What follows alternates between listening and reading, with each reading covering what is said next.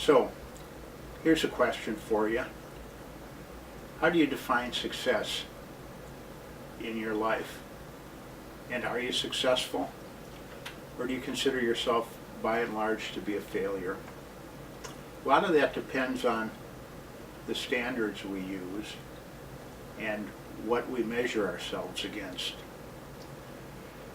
I want to talk a little bit today about what a successful life looks like, and if you're the type of person like I used to be, who measures success based on the standards of the world around you and our culture, then I would suggest and encourage you to stick around. You may want to listen to this. Some years ago, I had occasion to lead a men's Bible study at our church, and it met at 7 o'clock on Saturday morning, which is a fairly unlikely time to drag men out of bed after they've worked all week. But I considered it a very successful study. We normally had 10, 12 guys there every Saturday morning. They'd show up at 7. And this ran from, I think, February through the summer, at which point the church wanted to do a little different program on Saturday morning, so we suspended it. But I was very pleased with this study that I led, and of the many weeks that we led the study, I would have to say I led most of them, and the feedback was good and so forth. I bring this up because if you ask me, and this was only several years ago, maybe 3 years ago, but if you were to ask me today what I talked about, and I probably led 20 studies, I could not honestly remember one thing that I talked about, or one study that I led. I could probably dig into my computer and find some notes dating back to then, but there's nothing that is that memorable to me that it hangs up in my mind. And yet I do have one really vivid memory of that series of studies. I live in Wisconsin, and our winters are brutal. And we started this study in February, and I would normally get there 20 minutes, 15 minutes early on a Saturday morning to turn the lights on, open the door, and set up the coffee and donuts. I bring this up because there's a very vivid memory that will never leave me, and that's the memory I have of showing up, driving up to the back of our church on the lower parking lot in February, below zero weather, with snow blowing across the lot, and they're waiting for the doors to open for that 7 o'clock Saturday morning study. Was a fella in a wheelchair. His name is Jerry. He's got a battery powered wheelchair, and he gets all over town with it. He lives about 2 miles from our church and has to navigate the two busiest commercial thoroughfares in our small city. Why he's still alive, I have no idea, but some drivers are pretty aggressive and they ignore him. If he's in a crosswalk or trying to get across the road, they just drive right around him, and he's already had vehicles hit his wheelchair and clip pieces off of it and keep right on going. Nevertheless, every Saturday morning, if I showed up at 20 to 7 or 10 to 7 or 15 to 7, there was Jerry in his wheelchair waiting for the doors to open. I want to talk about Jerry because he's what most of us would consider a hard luck guy. He grew up in metropolitan area, gang-related neighborhood. He was associated with gangs and drugs and violence growing up. He had 2 children by a woman that he never married, and at some point, and he had developed some health issues. He's had, I think, a hip replacement, shoulder separated, he's got diabetes, he's terribly overweight, and he can't get around very well, even now without his wheelchair, and he's in his 50s and can't really work. I met Jerry probably 8 or 10 years ago when someone at church brought him to my attention and suggested I sit down with him, which I did. And in talking to Jerry, at that time it occurred to me that this is a fellow who's got some issues and he needs somebody to come alongside him and kind of mentor him and guide him into his walk with God and in his Christian faith.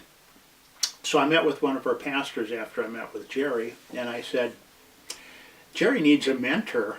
And I was looking at our minister and figuring that's what ministers do. Well, the minister looked back at me and said, I think you ought to mentor Jerry. And so there I was, meeting with Jerry, and little by little over time I realized that I wasn't really mentoring him.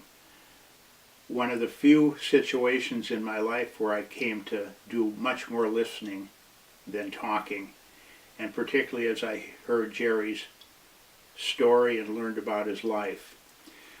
Jerry's still in his 50s now. He's still living with the woman that bore his 2 children. He never married her, but he won't leave her. He told me one time, he said, she doesn't know this, but I made a vow. And that vow is, you're the mother of my children. I will never abandon you. And he hasn't. His live-in girlfriend, or however you'd want to label her, is also in a wheelchair, and she's in worse shape than Jerry. He takes care of her. He cooks for her. He rubs her feet. He rubs her back. They've got 2 cats. I've seen Jerry do without, and they're both on assistance, so they don't have any extra money. But I've seen Jerry go without to be able to get the cats to the vet and take care of them. His common law wife, I guess is a term they used to use for this, has a grandfather who's now over 100 years old, still alive and in a nursing home. Jerry takes his wheelchair over to that nursing home and sits with the grandfather and offers him comfort and support and companionship. And the man now has dementia and doesn't even recognize who Jerry is, but yet he goes. This is a man who I believe embodies not our definition of success and what we've been indoctrinated to think that success looks like: bigger houses, better jobs, better looking, more money, more status, more stature, or if you're gifted to be able to speak well or to be able to conduct a Bible study that people seem to like, or to preach, or whatever your gifts and skills happen to be. I've come to believe now that those are gifts, and they're basically tools that we're going to be responsible for how we grow into and how we use them. But the real success comes down to taking care of people. And Jerry excels at this. He just excels at it. I'm proud to call him my friend. By any cultural standard, most people walk right past Jerry and they don't even notice him. On the way to church, he'll swing through Walmart and he'll make friends with people. Just talk to him and tell him about Jesus. He does the same thing at the Walgreens pharmacy next to our church. He'll just go in there for his medication and he'll be talking to people. We bought Jerry a membership at the YMCA to help him with his health issues. And he has now developed a whole social network over there. Everybody there behind the desk and most of the trainers and so forth know him, and they appear to love him because he's a person who has not acquired a lot of status or stuff, but he's a person who's grounded his life in other people. In closing, I would like to challenge you. If you're measuring yourself against the standards of the world, please stop it. I measured myself that way for many years, and I had a few successes, but I had more failures than I could add up. And it finally dawned on me as a Christian that God wasn't looking to reward me with the trappings of our civilization and our culture. God is looking to complete a work in us, to rebuild our character, to take care of other people. And Jerry, despite his own handicaps and physical limitations and financial limitations, he excels at this. In closing, I'd like to read a Bible passage that I think deals directly with this. And it's in Matthew chapter 25, and it's Jesus talking. And he's telling you how he measures success, and I think we can all take note from it, because he certainly isn't measuring success on our terms. I'm reading Matthew 25, verse 31 and following, and this is what Jesus himself has to say.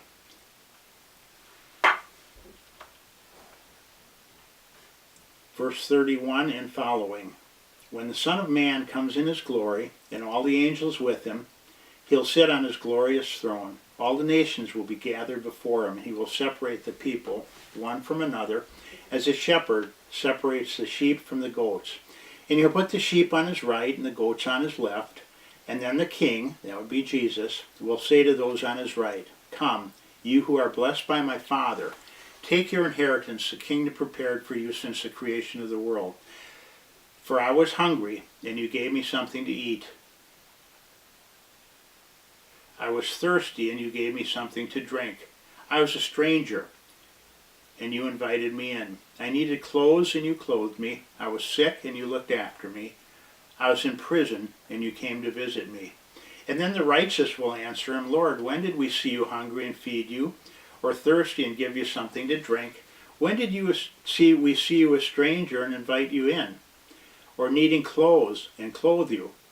When did we see you sick or in prison and go to visit you?" Then the king will reply, "Truly I tell you, whatever you did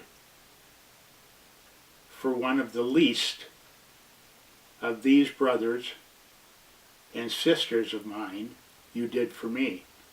Then he will say to those on the left, "Depart from me, you who are cursed, into the eternal fire prepared for the devil and his angels. For I was hungry, you gave me nothing to eat. I was thirsty, you gave me nothing to drink. I was a stranger, and you did not invite me in. I needed clothes, and you did not clothe me. I was sick and in prison, and you did not look after me." And they also will answer, "Lord, when did we see you hungry or thirsty or a stranger or needing clothes or sick or in prison and did not help you?" And he will reply, "Truly I tell you, whatever you did not do for one of the least of these, you did not do it for me." And they will go away to eternal punishment, but the righteous to eternal life. That's Jesus talking. We all have an appointment with him to stand before him in judgment. And his judgment is not like our judgment. His definition of success is not our definition of success, is it? He defines success as taking care of each other, not acquiring stuff or status. And here's another question for you before I close this out. Are you wearing a label? Have people labeled you? Have you labeled yourself? Do you think you're a failure? Do you think you're not very smart? Whatever that label may be, if you accept it, sooner or later you're going to grow into it.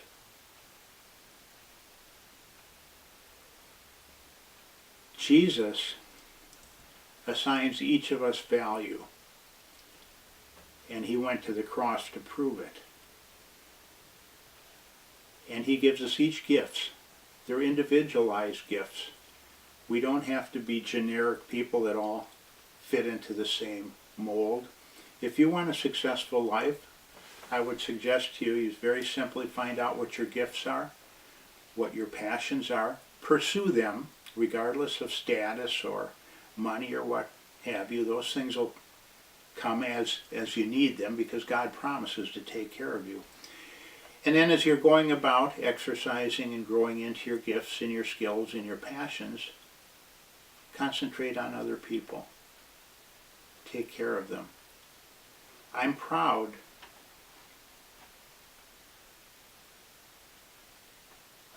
to call Jerry my friend, and whether this sounds true or not, it is true. I started in thinking I was going to mentor Jerry. Instead,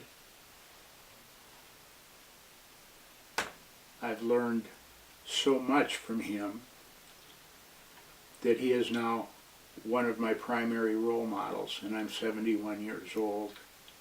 So it's never too late to wake up, and I hope you find this video useful, and I hope it changes all of our perceptions a little bit of what success and failure really look like. So thank you for watching.